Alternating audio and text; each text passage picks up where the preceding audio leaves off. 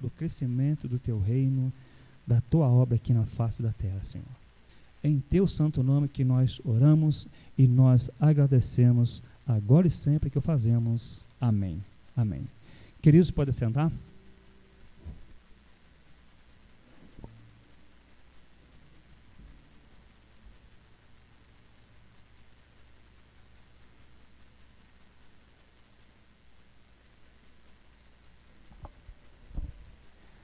Quero estar convidando aqui à frente o pastor Davi, que vai nos trazer o recado, aquilo que Deus colocou em seu coração, que transmitisse a nós aqui nesta noite. Deus esteja abençoando e usando aqui neste lugar. Obrigado. Boa noite, irmãos. É bom estar de volta. Já fazem alguns meses, a última vez que foi em março, no aniversário da igreja. Estou aqui com o Casa Grande, um dos líderes espirituais lá de Atibaia, e que tem também nos ajudado muito em todo o processo da transição pastoral, a busca de um novo pastor aqui para Itapeva.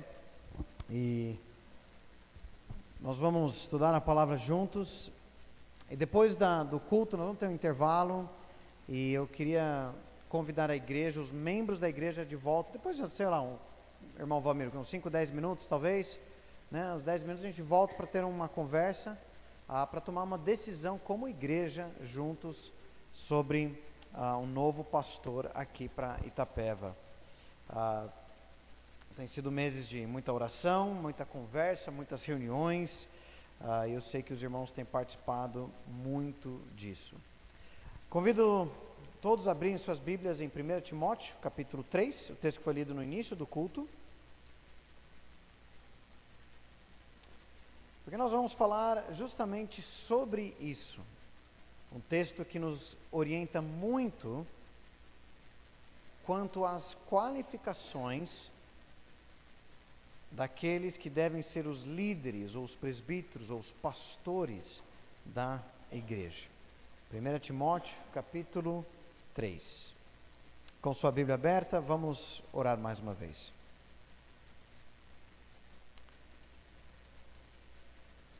Senhor, eu te louvo, porque num ano difícil em que esta igreja tem passado, sem um pastor à frente para pregar a tua palavra, mesmo assim, esses irmãos têm permanecido fiéis, unidos e continuando operantes na obra do Evangelho. Eu quero agradecer pelos líderes, os presbíteros aqui, o irmão José Alexandre e o irmão Valmir, que têm conduzido aqui esse rebanho durante esse tempo. Quero agradecer pelos pastores e líderes que têm passado por aqui para transmitir a tua palavra e apoiar essa obra. E Pai, nós colocamos diante do Senhor a decisão que tomaremos nesta noite. Uma decisão tão importante para o futuro desta igreja.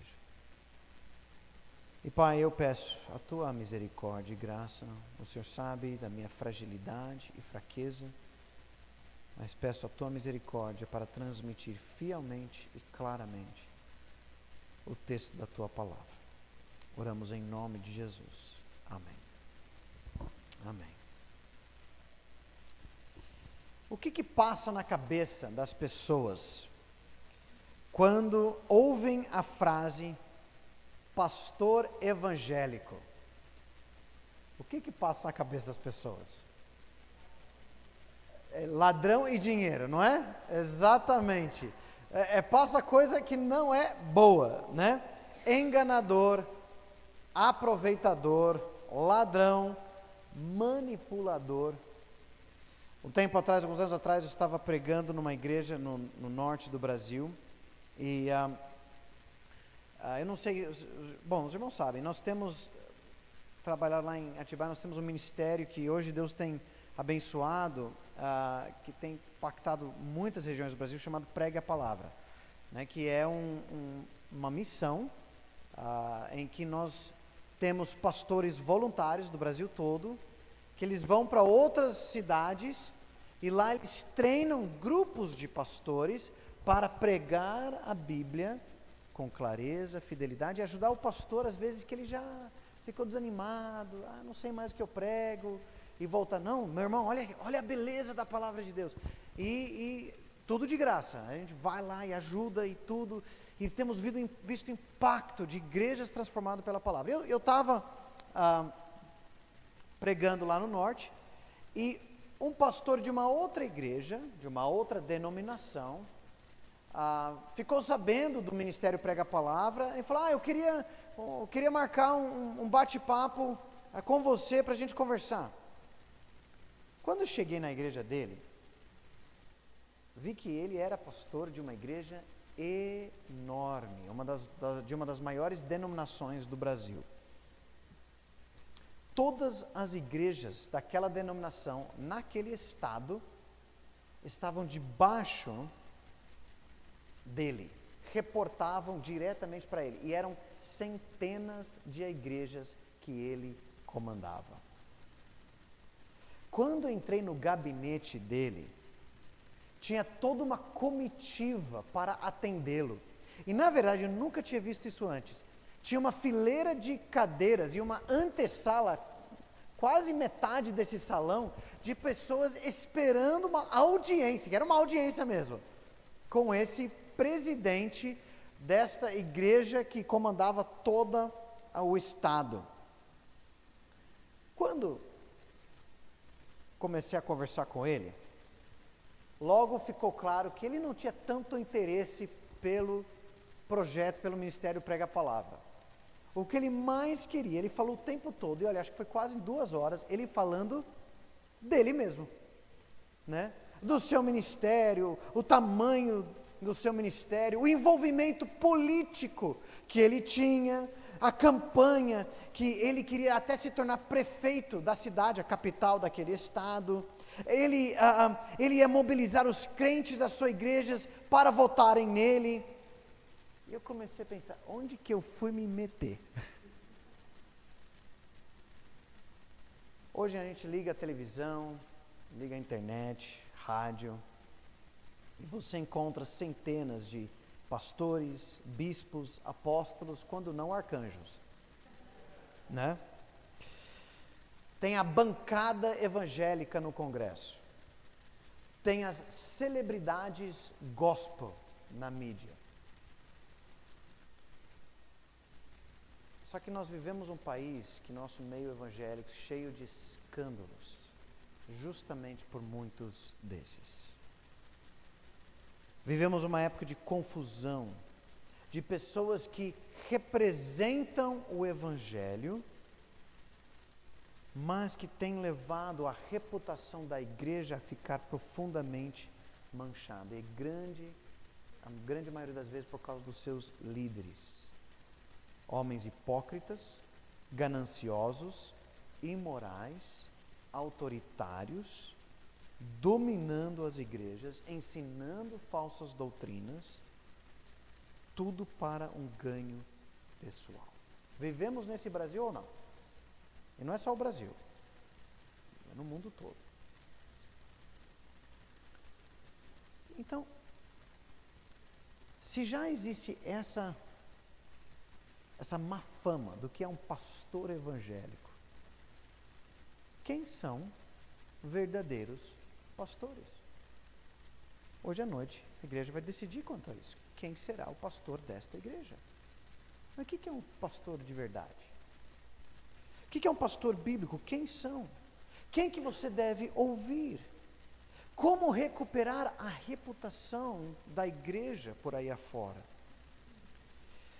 Quando nós chegamos aqui na carta de 1 Timóteo foi escrito pelo apóstolo de verdade, Paulo, para um pastor, Timóteo, que Paulo tinha deixado à frente de uma igreja muito importante, a igreja de Éfeso, mas era uma igreja onde Paulo tinha tido um ministério poderoso ali. Ele mesmo tinha treinado vários dos líderes daquela igreja. Era uma igreja de importância, de expressão em todo o país, no Império Romano. Só que era uma igreja problemática. Porque dentre aqueles líderes, mesmo aqueles que Paulo tinha treinado, alguns estavam se levantando contra a palavra de Deus, contra a sã doutrina e mais, contra esse jovem pastor Timóteo que Paulo colocou lá. Então Timóteo estava tentando pastorear a igreja e tinha até alguns líderes, contra ele, contra a palavra. E ele não sabia muito bem o que fazer. E Paulo escreve para ele 2 cartas, 1 Timóteo, 2 Timóteo, ajudando ele no que ele deve fazer. Porque a igreja estava sendo desacreditada por falsos líderes que ensinavam um falso evangelho e viviam vidas corrompidas. E tinham infiltrado a igreja. E agora, o que faz? Percebe que a nossa situação no Brasil hoje não é novo. Sabe qual é uma das grandes respostas? Primeiro, Timóteo precisava pregar a palavra de Deus. Segundo, ele precisava levantar verdadeiros pastores e líderes que ensinam a verdade, que vivem a verdade, para ser a resposta contra falsos pastores. Seriam aqueles chamados para supervisionar o rebanho. Olha o versículo 1 do capítulo 3, a gente já leu no início do culto. 1 Timóteo 3, versículo 1. Fiel é a palavra. Se alguém deseja o episcopado, excelente obra almeja. Na versão que eu estou usando é episcopado. Tem outras versões aqui, né? Tem bispo. Alguém está com bispo escrito no seu? Ok? Né? A que estava projetado na NVI estava assim. Alguém que seja... Não é bispo. Bispo não é coisa de católico. Né? Bispo não é coisa de... Não. A palavra episcopos ou bispo simplesmente significa que supervisiona, que lidera, que está ajudando, coordenando, liderando a igreja. Mas a gente pode ver, não vai dar tempo para olhar isso agora, mas em Atos 20 e outras partes do Novo Testamento, nós vemos que a palavra bispo, presbítero e pastor são 3 termos diferentes para o mesmo cargo. A gente costuma chamar de pastor, mas é a mesma coisa, ok? São aqueles, e não era a ideia tanto de ser, só um é o bambambam da igreja, não, mas até um grupo de homens, como aqui nós já temos o irmão Valmir, o irmão José Alexandre, lá em Atibaia nós temos vários pastores, líderes, vários homens que lideram a igreja no sentido do ensino da palavra e conduzi-la, mostrando que a Bíblia ensina, levando a igreja a tomar decisões que Deus mandou para a igreja tomar conforme a palavra. Quem deseja isso? Deseja uma obra excelente, um trabalho precioso de pregar a palavra, de guardar a sã doutrina e de conduzir, pastorear o rebanho de Deus. Porém, como devem ser essas pessoas? Como devem ser esses homens? Então, Paulo começa com uma palavra que resume tudo isso. Eu quero olhar um pouquinho para a lista de qualificações, de características que um pastor, o bispo, o presbítero, líder da igreja deve ter. Nós vamos concentrar mais nos versículos 2 a 4, ou melhor, 2 a 3, e depois dar uma pincelada nos últimos versículos 4 a 7. Depois em casa, se você quiser estudar mais isso, você vai ver outra lista paralela em Tito capítulo 1, a partir do versículo 5. Ele vai falar muito das mesmas coisas. Mas como devem ser? Hoje, para tomar a decisão, se o homem que está sendo levantado, proposto para a igreja aceitar como pastor, é ele mesmo? O que a Bíblia nos ensina sobre isso? O que nós devemos avaliar na vida dele? Em primeiro lugar, olha o versículo 2.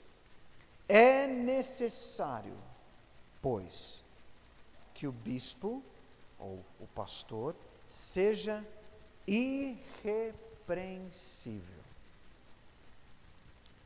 Irrepreensível. Esta primeira palavra já resume tudo o que ele vai dizer nessa lista. Vai mostrar formas práticas, específicas de como deve ser irrepreensível. O que é ser irrepreensível? É uma vida transformada pelo Evangelho. É necessário que aquele que vai liderar a igreja, uma excelente obra, seja alguém excelente. Não pelos seus próprios méritos, mas transformado e sendo transformado por Jesus. Há critérios para ocupar esta função. Agora entende, irrepreensível não significa perfeito, porque aí não vai achar nunca.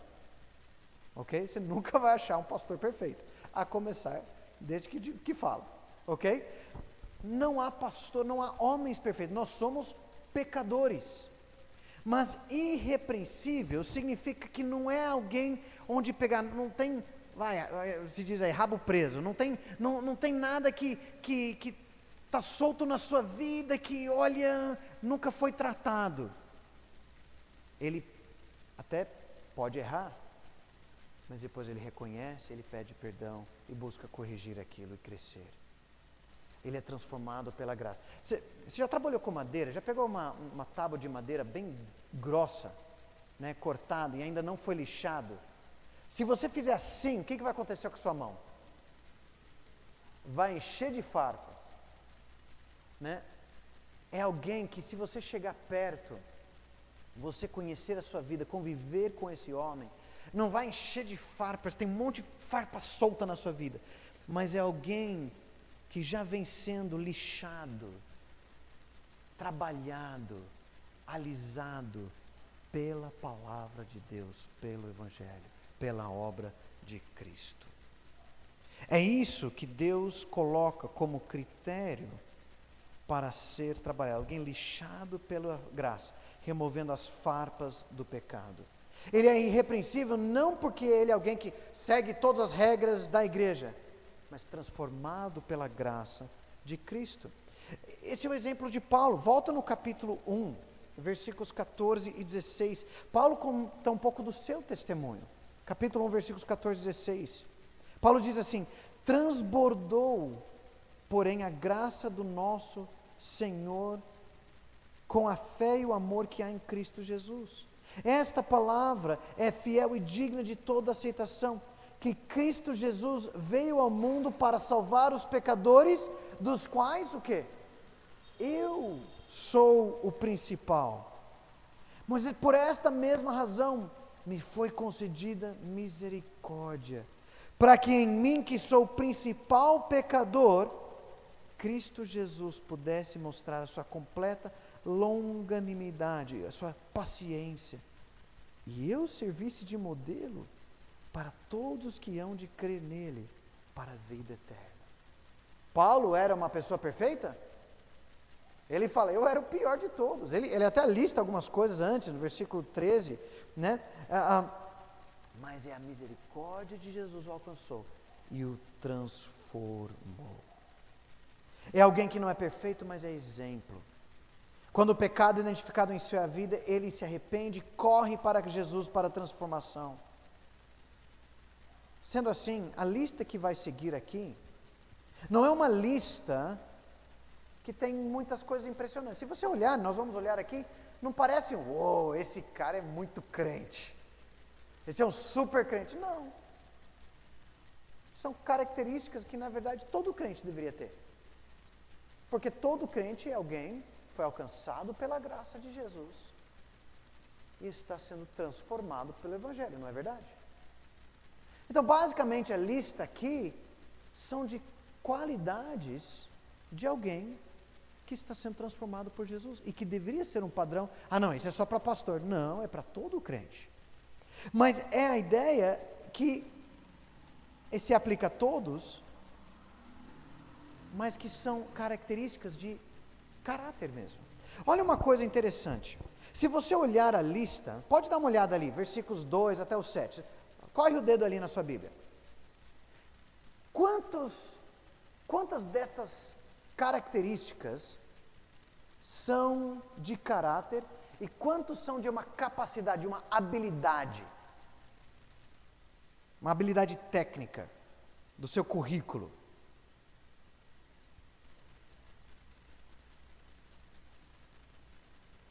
É um bom gestor.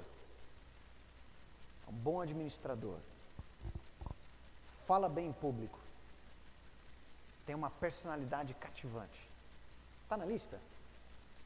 Quantos aí tem? Quantos que você encontrou que tem a ver com habilidade, capacidade? Eu encontrei só um. Sabe qual que é? Isso. Apto para ensinar. Apto para ensinar. Olha o final do versículo 2. E até nisso, é alguém que conhece a palavra de Deus. E ele está capacitado para transmitir a uma habilidade. O resto da lista tem a ver com o quê? Caráter. Caráter. Só, queridos, hoje em dia, muitas vezes se procura pastor baseado no quê?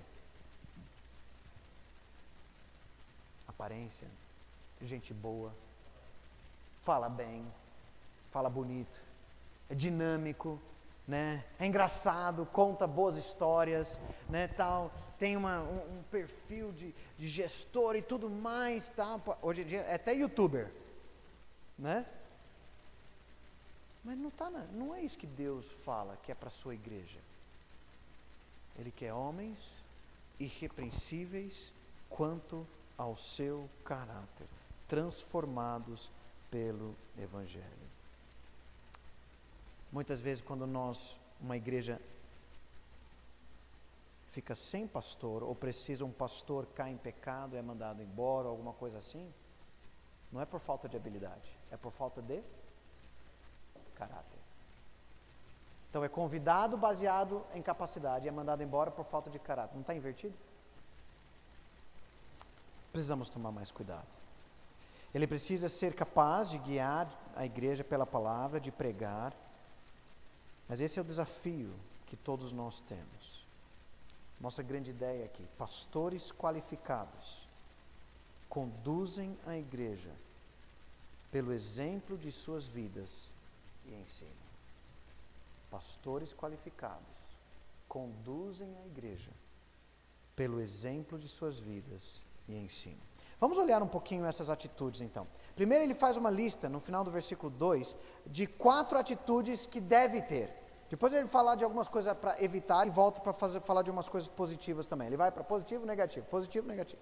Então vamos olhar 4 atitudes bons que deveriam marcar. Versículo 2, continuando aqui. Então o que é um homem irrepreensível? Esposo de uma só mulher, moderado, sensato, modesto, hospitaleiro, apto para ensinar. Melhor, 5, ok? Esposo de uma só mulher. Ele é alguém que é dedicado à sua esposa. Ele é dela. Ele não é um homem que vem de um casamento fracassado atrás de outro casamento fracassado. Ele casou e é fiel com sua esposa. Isso se vê tanto no seu casamento, que perdura, quanto a fidelidade que ele demonstra para ela. Ele não tem gracejos por outras mulheres e moças. Ela é a primeira a ser pastoreada por ele. Na verdade, poderíamos falar de toda a sua casa. Se você olhar mais para frente, versículo 4, que governe bem a própria casa, criando filhos sob disciplina com todo respeito. Pois se alguém não sabe governar a própria casa, como cuidará da igreja de Deus?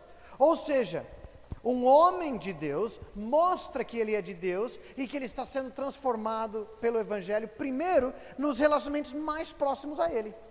Sua esposa, seus filhos. Porque é muito fácil a gente ver bonitinho para a igreja e parecer crente. Mas em casa está uma tragédia. Um homem de caráter, todos nós, precisamos prisar primeiro para os nossos relacionamentos em casa. O cuidado da esposa, o cuidado dos filhos. E ali, a sua família é uma pequena igreja, onde ele está pastoreando os seus filhos o dia a dia. Quando chega na adolescência, quando chega na juventude, nas decisões grandes, nas crises, nos pecados, nas pisadas na bola, e assim então mostra, fiel no pouco, o que Jesus falou? Sobre muito colocarei. Vou colocar então sobre a minha família, a família de Deus. Continuando, ele deve ser um homem de equilíbrio. Olha essas palavras: moderado, sensato, modesto.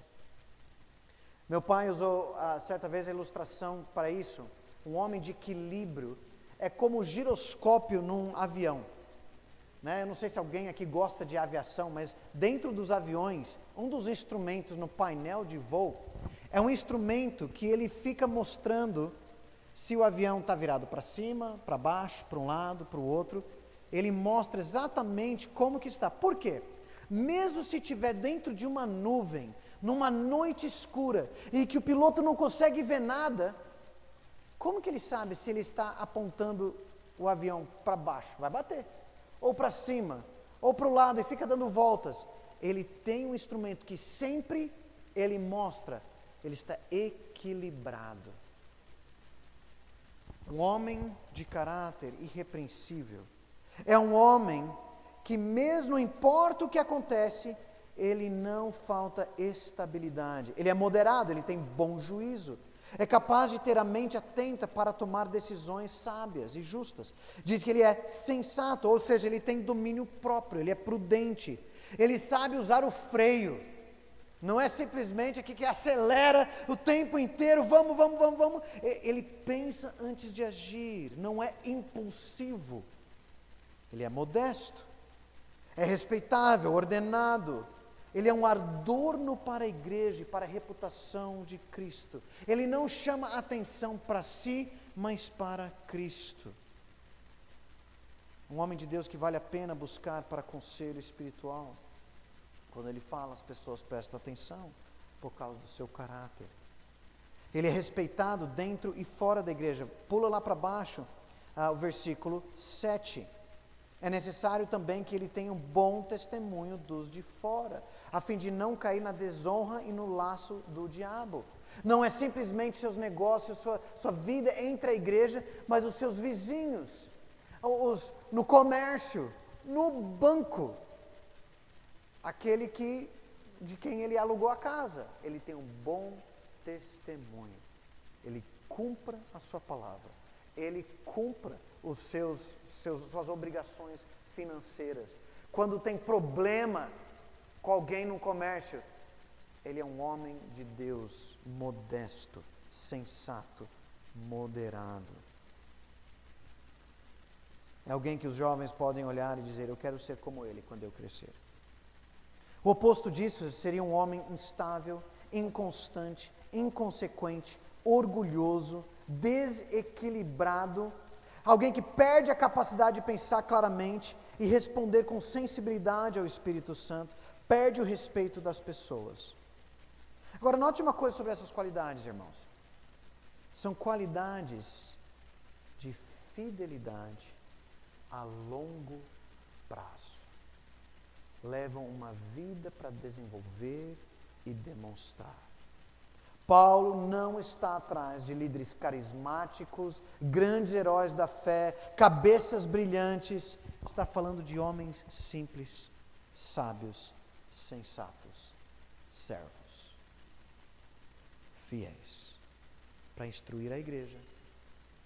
Não necessariamente que levam a grandes projetos, se for graças a Deus, mas homens que vão se dedicar à igreja ano após ano com perseverança, constantes, preparados para a longa batalha contra o caos do mundo, com vidas que refletem a estabilidade da palavra. Olha o outro que ele fala aqui. Ele deve ser hospitaleiro. Isso daqui é para os mineiros, ok? Aqui onde se preza tanto pela casa aberta e receber bem. Pelo menos essa é a fama, né? Hospitalidade. O que significa isso? Literalmente significa amor pelo estrangeiro. É alguém que abre a sua casa para outros crentes, para pessoas necessitadas, para missionários, ou talvez em nossos dias, que consegue abrir o carro para dar carona também, né? Ajudar as pessoas. A sua vida é acessível. Não vive, o seu lar, a sua casa é distante de todos. Ninguém sabe de fato o que passa lá. mas Ele tem os braços e a casa aberta para conviver, e as pessoas podem até ver como que é seu relacionamento com sua esposa e com os seus filhos. Eu lembro de participar de algumas viagens missionárias e ficar na casa de homens, mulheres de Deus em outras partes do mundo, pessoas que eu nem conhecia direito antes, mas eles abrirem não só as casas, mas também os seus corações, para compartilhar a sua vida, ouvir um pouco da história da conversão deles, a trajetória de fé na igreja, conhecer as suas famílias. Como é precioso.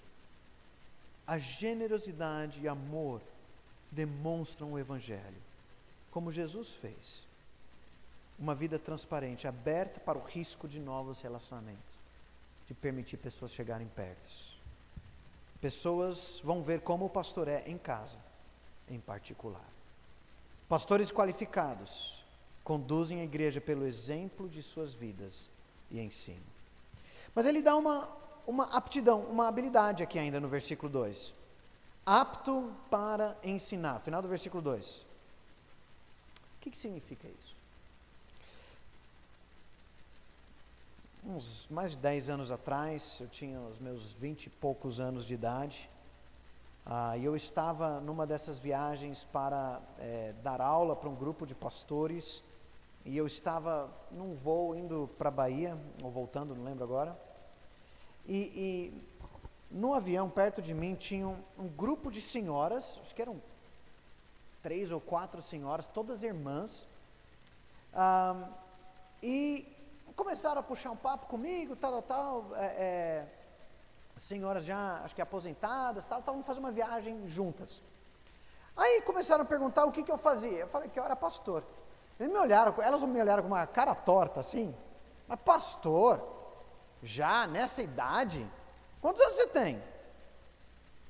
E elas já acharam, e pela conversa ficou claro depois, não, que era pastor, mas era porque fez algum curso de 3 meses por correspondência, né, pela internet, e alguém já colocou lá que era obreiro e tá bom. Aí assim, eu falei, não, veja bem, não é bem assim, eu sei que existe isso por aí, não é o caso. Não, eu venho de uma igreja que preza muito pelo ensino. Na verdade são 5 anos de seminário, na época era, 4 ou 5 anos, fora agora tentando fazer uma pós-graduação, alguma coisa. Não, é diferente e tal. Mas por que pessoas pensam assim? Porque muitas pessoas se levantam e só porque usa paletó e uma Bíblia preta se dizem pastores. Abre a Bíblia em qualquer lugar, fala o que vem na cabeça e depois põe a culpa em Deus pelas baboseiras que saem.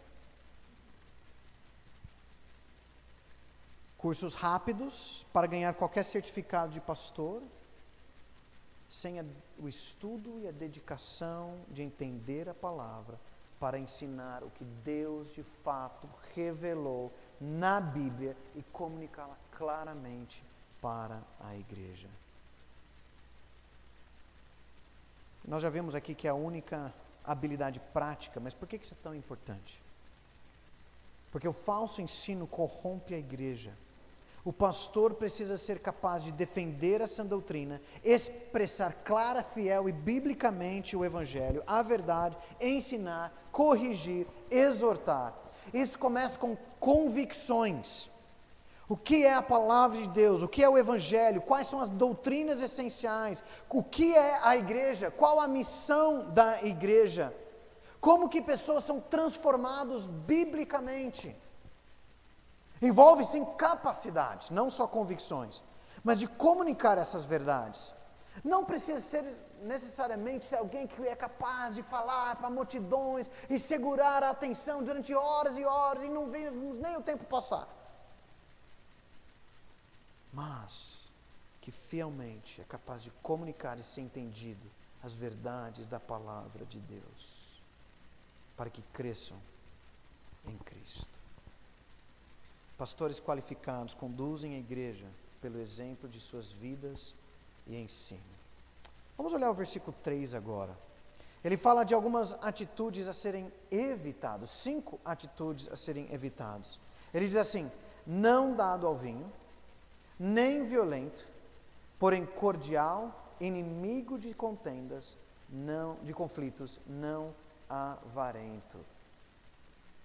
Coisas que somos tentados a nos dar, nos entregar, coisas que querem nos controlar. O que ele diz? Primeiro, um pastor, o líder não deve ser dado ao vinho. A bebida não o controla. Ele não é fascinado pelo vinho. Ele não anseia pela bebida. Ele entende os perigos de que a bebida abaixa a guarda, tira o juízo, abre as portas para o escândalo. Mas eu creio que a implicação aqui vai além. Não há nenhuma substância que domina e pode fazer ele perder o foco e a clareza de tomar decisões bíblicas e de guiar a igreja. Isso se aplica não só para o líder, mas todo crente. Jamais ser dominado por qualquer substância. Mas como diz Efésios 5,18, mas controlado, cheio do Espírito Santo. Ele não deve ser dado à confusão. Olha as próximas 3 qualificações. Não violento. Ele não é briguento, truculento, não faz jogo de influência, poder, dando carteirada. Não é alguém difícil de conversar ou de discordar, duro. Quando contrariado, ele não devolve com palavras ásperas. Segundo, mas ele é cordial. Ele tem palavras e atitudes de mansidão, carinho, pacificador. Não é alguém, tanto faz, mole. Ele é firme, mas é amoroso. Ele não tem sangue nos olhos. Ele é inimigo de conflitos. Ele não procura problemas ou intrigas para se meter. Mas peraí, Timóteo não estava precisando levantar outros soldados aqui, do lado dele, diante dos falsos líderes que estavam na igreja? Sim. Eram pessoas que iam guerrear ao lado dele, diante da falsa doutrina, diante de pessoas que estavam se levantando contra a verdade na igreja. Mas eles iriam se posicionar, eles iriam guerrear. Eles não vão fazer vista grossa do pecado. Eles encaram a batalha, mas a ira não controla os seus corações. Verdadeiros soldados amam a paz. Amam pacificar a igreja. Muitos pastores hoje em dia, mesmo de boas posições doutrinárias, vivem nas discussões teológicas e políticas em redes sociais. E mostram pelo Facebook, pelo Instagram e tantos mais, que eles não são inimigos de conflitos. Parece que podem dar vazão a tudo o que quiserem online e mostram problemas quanto às suas qualificações. Quando envolve teologia, Bíblia, política que seja, sim, precisamos nos posicionar firmemente na verdade, mas não podemos nos esquecer da graça, da amabilidade, de corrigir com firmeza e mansidão. Ele termina no versículo 3, não avarento, não dado ao dinheiro. Certa vez eu estava, na época que ainda existiam locadoras, né? Não era tudo pelo Netflix, eu fui numa locadora que pegar um DVD, e eu vi que o rapaz atrás do balcão, para quem vai pagar, estava uma camiseta escrita assim, pequenas igrejas, grandes negócios. Já viram essa frase? Pequenas igrejas, grandes negócios. Eu queria morrer, que isso? Porque essa é a acusação. Porque para muitos é verdade. Vou deixar, minha aposentadoria vai ser isso. Vou abrir uma igrejinha aí, vou ficar rico. Pastores que entendem que o dízimo é deles. Planejam a sua carreira evangélica como uma carreira financeira. O pastor qualificado não é amante do dinheiro. O amor do dinheiro leva à corrupção de caráter e do ensino.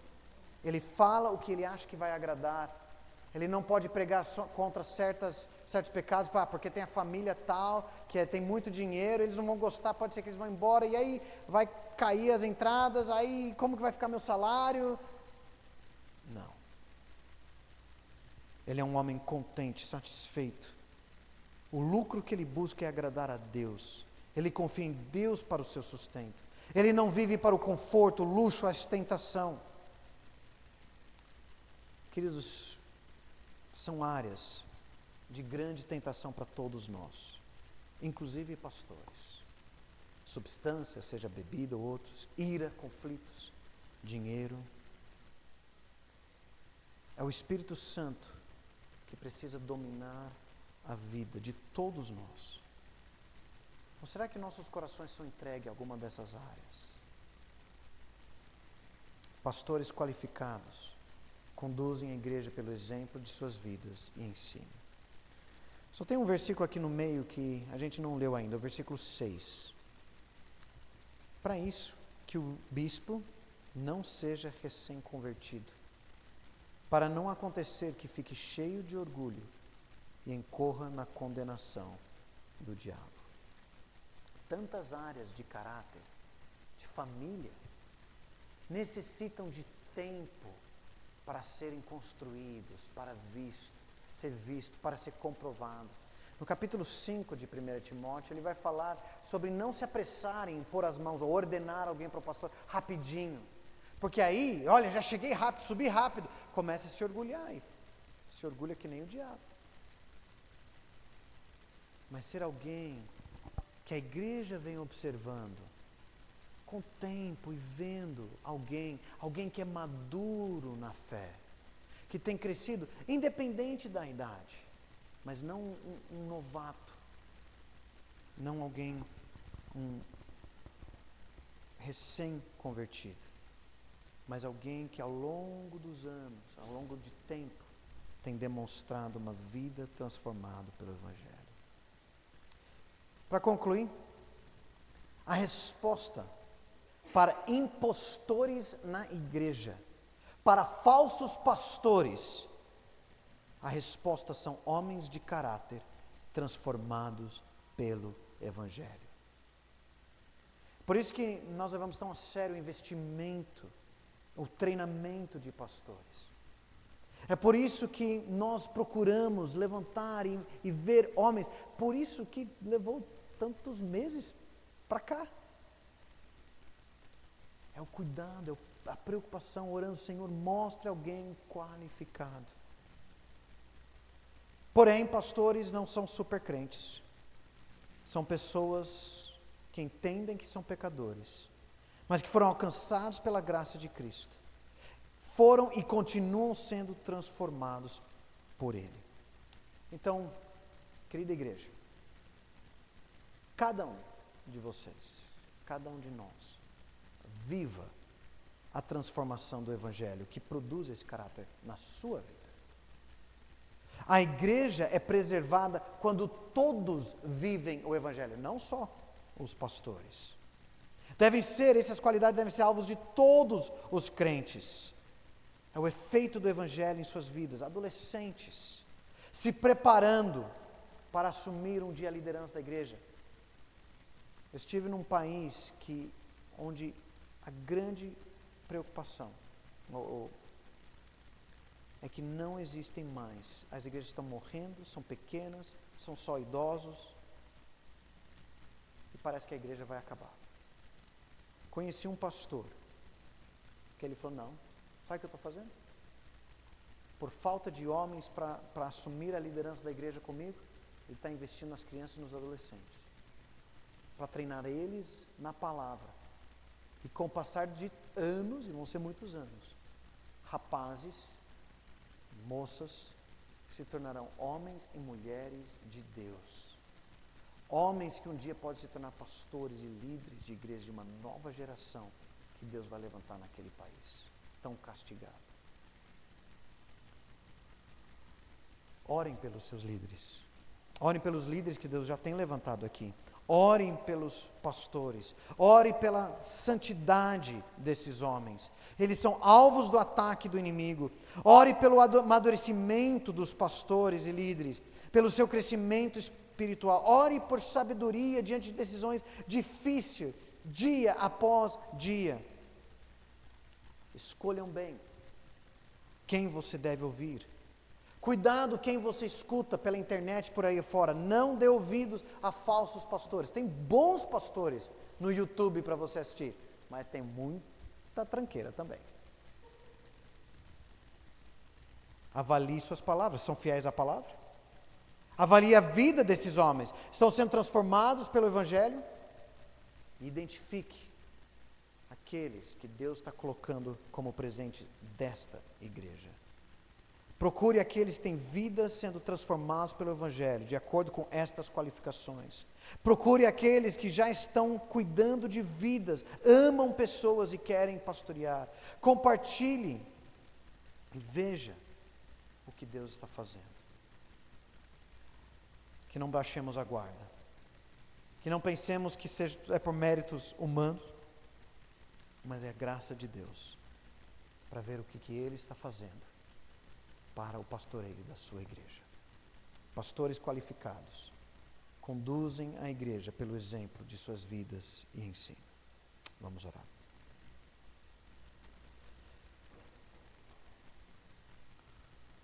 Senhor, essa